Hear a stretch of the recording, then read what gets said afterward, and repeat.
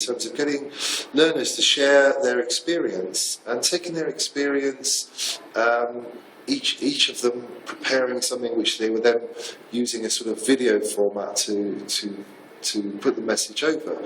And we were just reflecting on this, and it's interesting, two things that didn't really occur to me before the lesson, which sort of seemed quite interesting now, is the range of formats that these people will use to be able to put over a single message.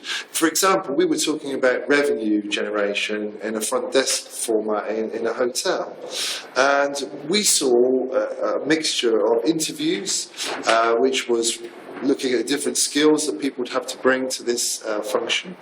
We saw a kind of documentary where we were looking at the different departments within the hotel, which was absolutely fascinating.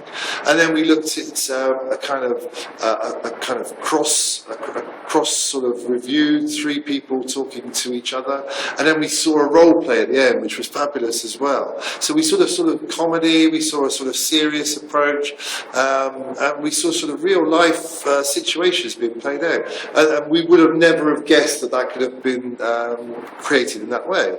But the second point we think is really interesting as well, maybe from sort of other teachers' point of view, is that once you look at the opportunity of using a video format, it focuses the learners pretty quickly on the task that they're trying to do.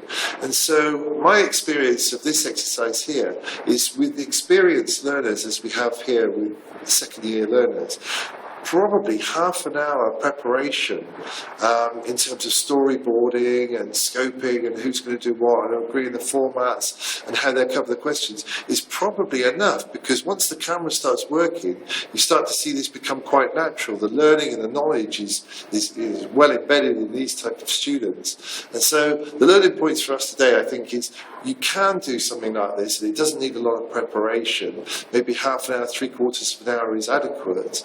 And also be amazed at the different type of formats that they've come up with, which kind of should really inspire us in a sense in what we could be doing in terms of how we put over the subjects.